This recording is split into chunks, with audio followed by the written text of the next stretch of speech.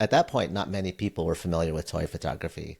So yeah, 2015, that's when I got started. And yeah, I never looked back. It just looks so fun. So you sent me that very first picture. Yes. I am very interested in that one moment. Like what was going through your head? I mean, you just said it was instant. Yeah.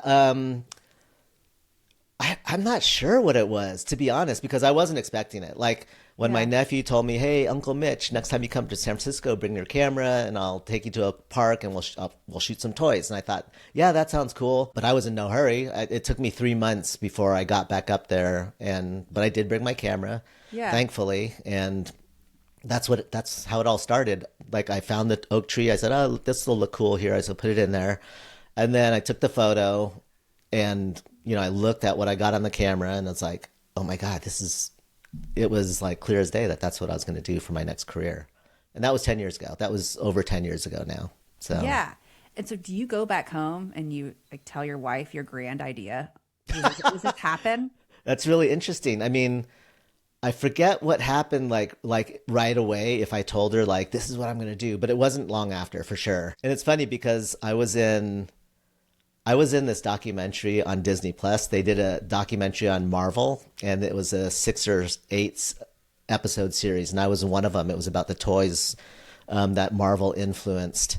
And we were in New York for New York Toy Fair, and they were interviewing her, and she Mhm. says, "Oh, Rachel, what did you think when your husband decided to become a professional toy photographer?" And she goes, "I didn't know what was going on. I just thought he was in the backyard playing with toys." I mean, you kind of are from what I've seen. Yes, it's funny because it's like if I go to a park, like I've shot throughout Japan and stuff in really like crowded areas.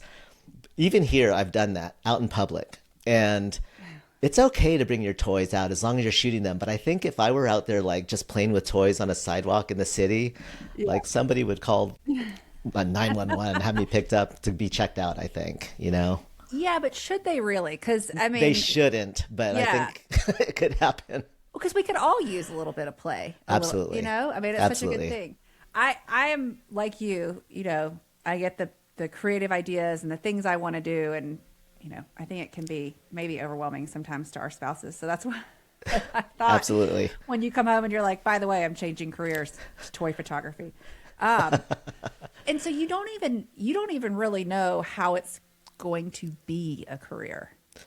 How does I that? didn't know how it was going to be. I mean, I had an idea, like Okay. like I was going to do work for toy companies. That was the idea, Yeah. and that's exactly what happened. And then throw in a bunch of entertainment studios because that happened. That they happen to be a big client base as well. But Right. toy companies were the initial idea, and there may have been like I was not familiar with anybody that was doing it on a freelance basis. They may Hmm. have had in-house people in certain companies, but for sure, I don't think anybody was picking up a camera and say, "I'm going to shoot toys now and do it as an independent freelancer." Yeah. No, You I don't you think were so. among the first, or Yeah, at and I least think possibly again the that first. that timing was critical actually because all of a sudden my work was getting featured in magazines and newspapers and I was putting myself out there. I was on social media and Yeah. but I think the timing it was just like lightning in a bottle. It really was.